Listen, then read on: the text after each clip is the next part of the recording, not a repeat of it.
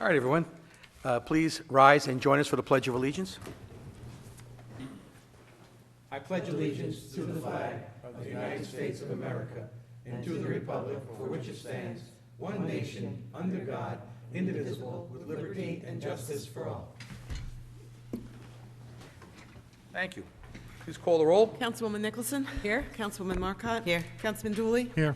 Councilman Marcocchio? Here. Supervisor Colavita? Here. Good evening, everyone. We have our opportunity to address the board on agenda items only. There being none, we will move forward to appointments.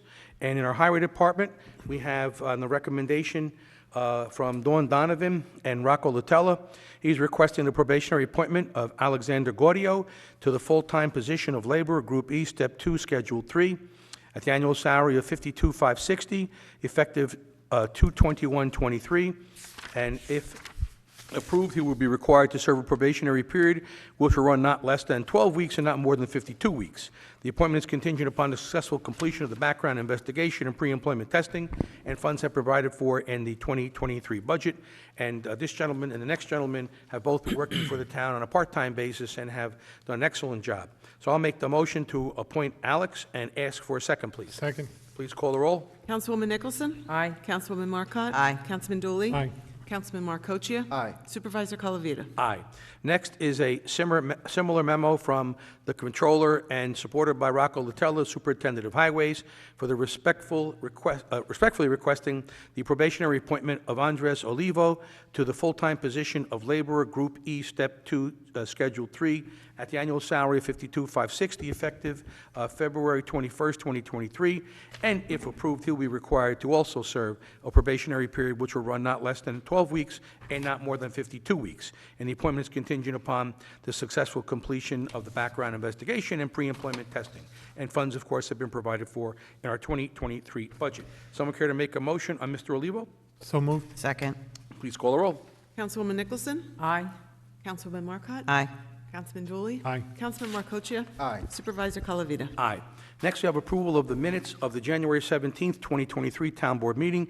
Any proposed amendments or modifications? No, there being none, someone care to make a motion to accept same? So moved. Second. Please call the roll. Councilwoman Nicholson? Aye. Councilwoman Marcotte? Aye. Councilman Dooley? Aye. Councilman Marcocchio? Aye. Supervisor Colavita? Aye. Next, we have reports of departments, boards, and commissions. We have our police department report, and while the chief is making his way up, you can receive and accept the January 2023 monthly report regarding parking summonses, V&Ts. Also, of course, our police blotter report and our statement of accounts and our detectives report as well. Chief Rodriguez? Good evening, Mr. Supervisor and members of the Town Board. A few things I'd like to report tonight. First, after 12 weeks at both Ann Hutch and Greenville schools, Officer Chacon completed the DARE program for the 5th grade students. As I had mentioned at the last meeting, Officer Chacon was assigned to teach DARE at both schools this year, and we know it was not an easy task, so I wanted to thank him and recognize him for a job well done. And coming up, we're going to have the DARE graduation and the annual DARE picnic barbecue in the spring at Lake Isle. On January 30th, the Immaculate Conception Parish and School hosted a First Responders Mass. The Mass was held to thank and recognize first responders in the community. Myself, along with several other department members, the Tuckahoe Police Department, EVAC, and the Fire Department all attended. And afterwards, we got to spend some time with the 4th and 8th grade students, and they served us breakfast. I wanted to thank the clergy and the staff of Immaculate Conception for hosting us, and we found it was a great way to connect with the students. I wanted to address several posts or concerns that have been posted on social media regarding crimes or allegations of crimes that have occurred within our jurisdiction. Our community, along with numerous communities within the county and the state, have seen an increase in property crime over the last several years. As we can assume, the increase is correlated with bail reform, discovery law, and other criminal justice reforms. We still must respond, investigate, and prosecute these crimes. With the increase in home surveillance system, at times, videos and commentary are posted on social media. Due to the nature of criminal investigations, it is best practice as a department that we do not respond or comment to sensationalized comments. Not only could it jeopardize our investigation, but it could violate the privacy of the victim or property owner. Over the past year, we have increased the number of officers who are on patrol, especially on the midnight tour. We have secured numerous grants, and with the assistance of the Board and Comptroller's Office, have greatly increased the technological capabilities within the department. The equipment we have can be used to apprehend perpetrators in real time, as well as assist in investigations. We work diligently with the Westchester Real-Time Crime Center and have officers assigned there on a weekly basis. The RTC is used to coordinate and respond to major crimes throughout the county, where they coordinate the response from all 43 departments. Unfortunately, we have found that the vast majority of crimes have been crimes of opportunity. Too often, cars are stolen with the keys in them, garages are entered because the car was left open with the garage remote or homeowner's keys inside, or the homeowner failed to arm their security system or surveillance cameras. Just yesterday, we had a $150,000 vehicle stolen from a homeowner's driveway because not only did they leave their keys in the car, but they left their purse with their ID and everything else in it too. We encourage everyone to please lock their vehicles, take their keys inside, never leave their keys in the vehicle or in the garage, never leave their vehicle running, and assure that their vehicle is locked at night with a 9 p.m. routine.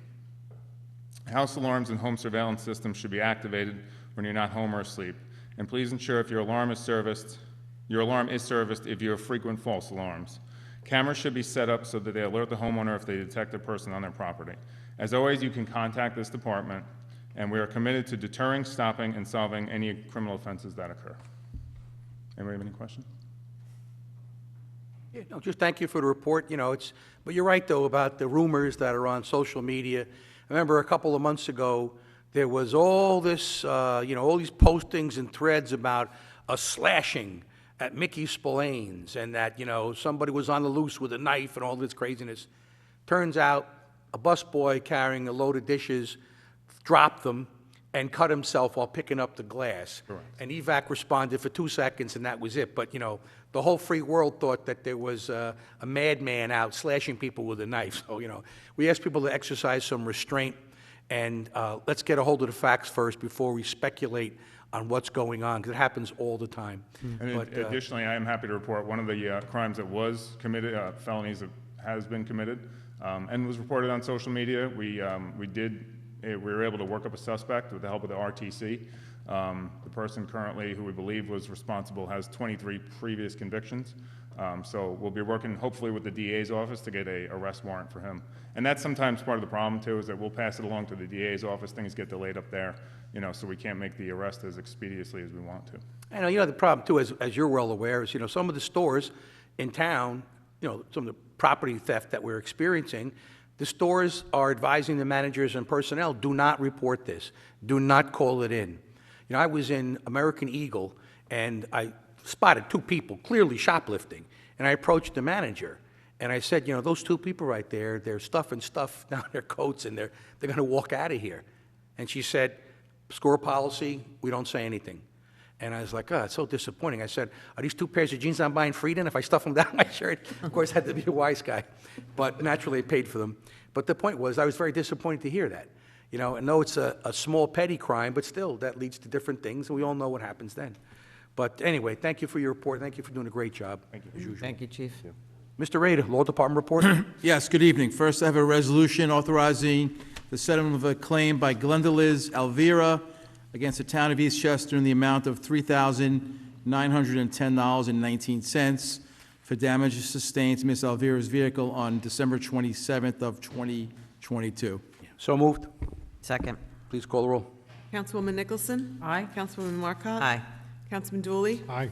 Councilman Marcoccia? Aye. Supervisor Calavita? Aye. Okay, next, I have a resolution authorizing the supervisor to execute and deliver an amendment to a lease agreement made between the town of Eastchester and the Eastchester Fire Department for the use of the Marlborough Schoolhouse from March 1st, 2023 through September 30th of 2023. Sure, and as the public is very much aware, I'm sure those in Chester Heights are aware, rather than have the fire department spend a lot of money developing temporary quarters, the town, in conjunction with the Eastchester Historical Society, gave them access to that site, which is on the corner of California and New Rochelle Roads, to keep the fire department very much present in the Chester Heights area. So they're working on the building there. I think it's going to be complete, they say, within about 90 days, but just in case, because delays always happen, we wanted to make sure that we extended them as much time as they needed.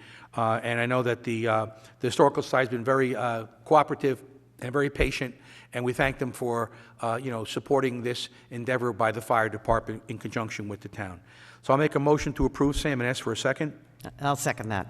Please call the roll. Councilwoman Nicholson? Aye. Councilwoman Marcotte? Aye. Councilman Dooley? Aye. Councilman Marcoccia? Aye. Supervisor Calavita? Aye. Okay, and last, I have a resolution authorizing the supervisor to execute and deliver the renewal of an agreement made between the town of Eastchester and Brightview Golf Maintenance, Inc., which will be commencing on January 1st of 2023 through December 31st, 2027. Just briefly, we've been in use of Brightview for the last 12 years. They've done an outstanding job.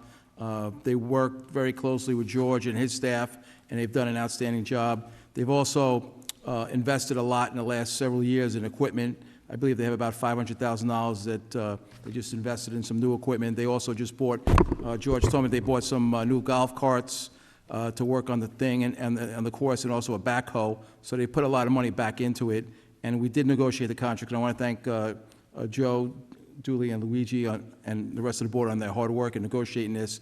We were able to substantially reduce what they had sought in fees, and obviously, the 5 years have gone quickly, but we were able to negotiate, I think, a pretty fair contract. So I recommend that we authorize and approve this. Sure. I'd like to add that if my memory serves me correctly, we were, at the rate we're paying Brightview now, what we're paying them approximately $1,048,000, $1,050,000. We were a little bit above that 10, 11 years ago when we privatized the golf course maintenance. So if you could look at it this way, we have saved a ton of money, because if we were paying more for the town's running of the maintenance of the golf course 11 years ago, we're just catching up with that now. So all that money we've saved over all those years has been very substantial. I think Brightview first came in at like maybe, I don't know, it was $700,000 or somewhere in that ballpark.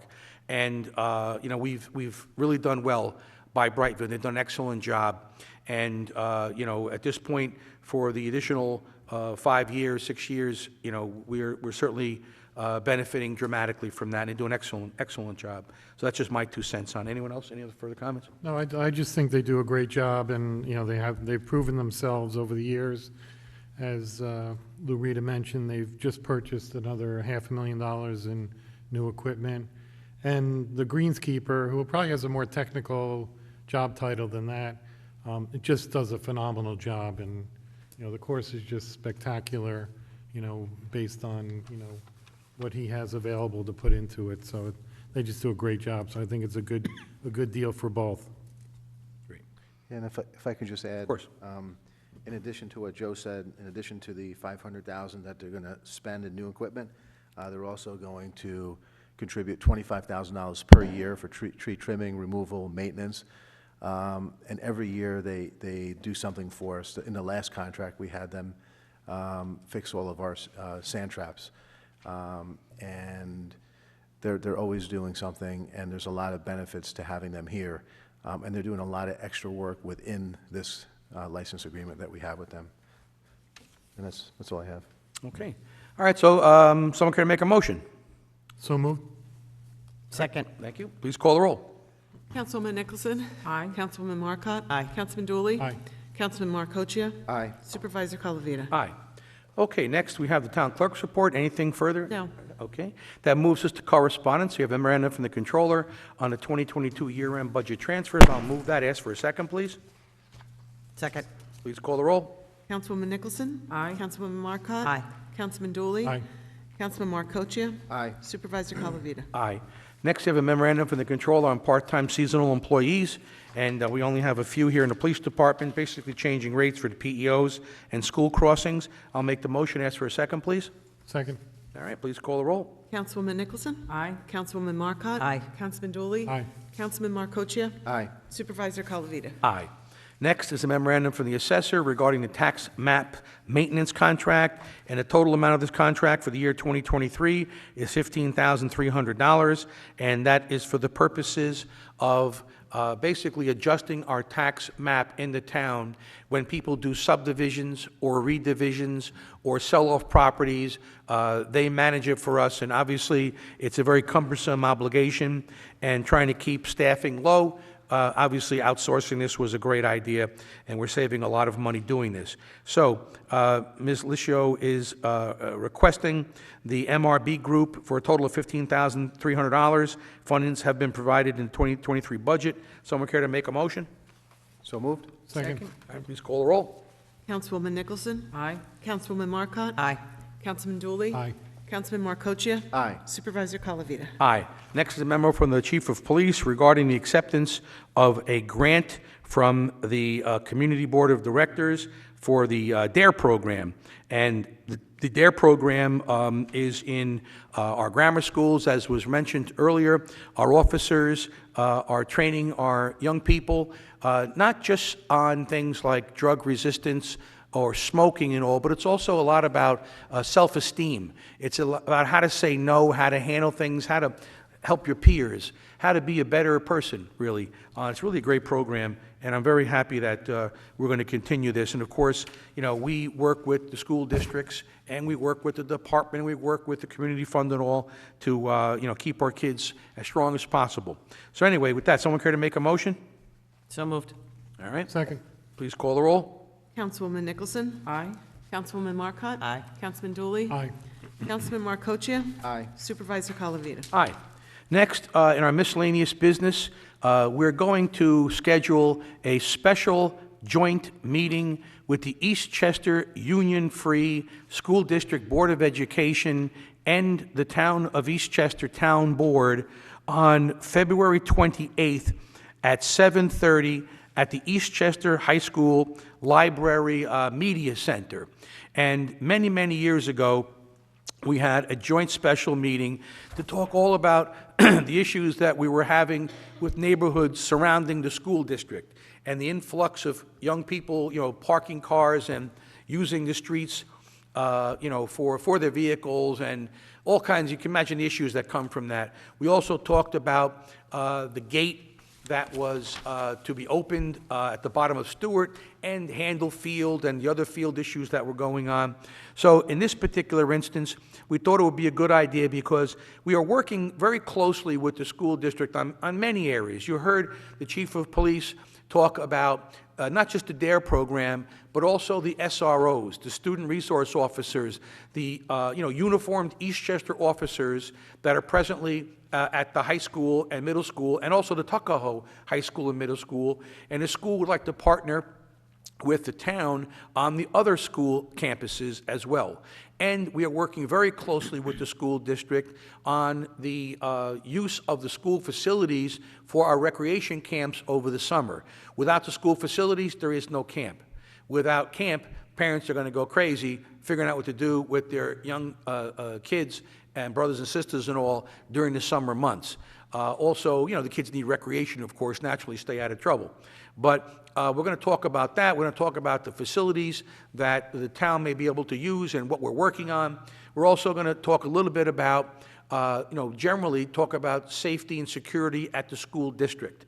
You know, we heard the other day about the young kids trying to get into the school, and they were thwarted by the security officer that was present.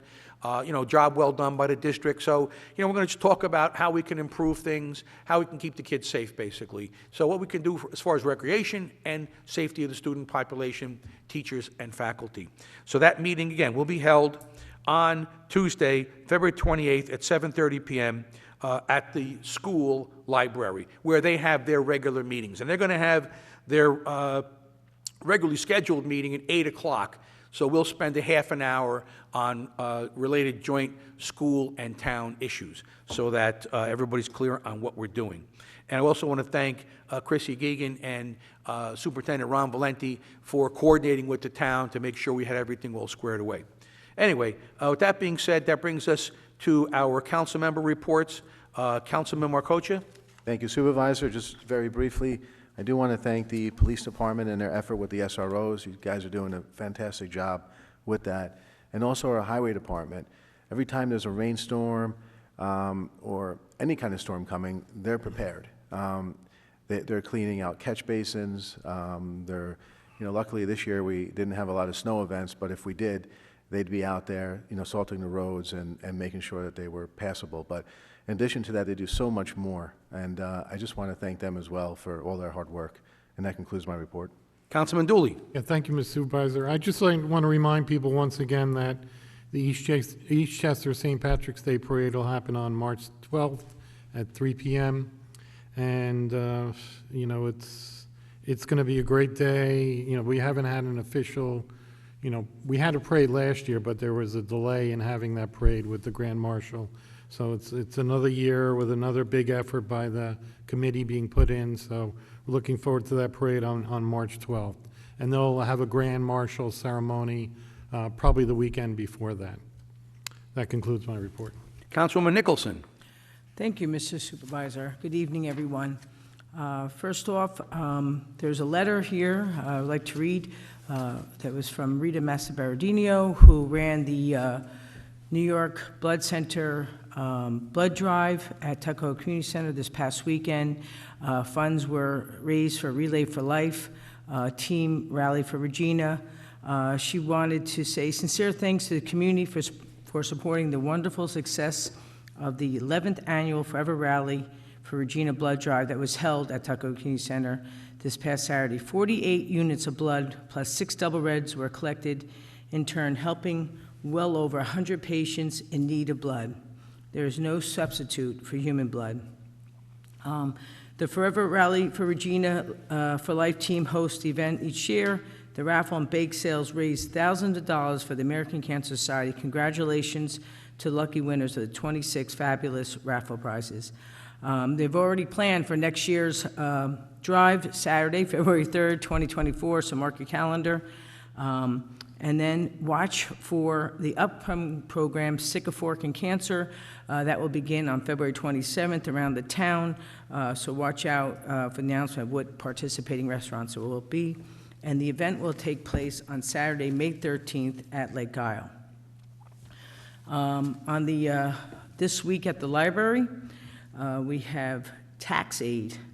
This year, ARP free tax aid will take place by appointment only at the library on Mondays and Tuesdays from 9 until 1, and until from Monday, February 6th to Tuesday, April 11th. So you can register by calling 914-793-5055.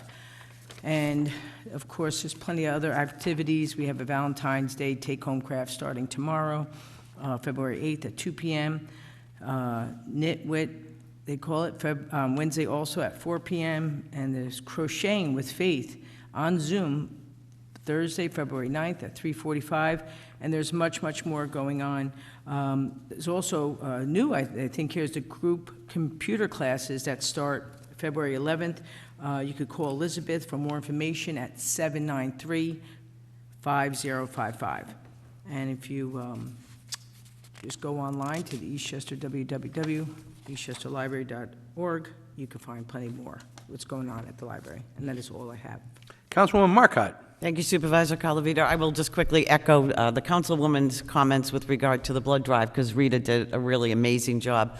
Despite the frigid temperatures, the community center was absolutely packed on Saturday, so that was a good thing. I just wanted to talk about 2 very quick events. Despite the frigid weather, the recreational department has the summer camp info already up on their website, and so you can access that by going to the eastchester.org and clicking on the summer camp tab down at the bottom, or of course you can call the office at 771-3311. And then lastly, for the Historical Society, on Sunday, February 19th at 2 o'clock, our town historian, Dick Foliano, will be doing a presentation at the Eastchester Library. And the presentation is on his own research and some recently uncovered primary sources.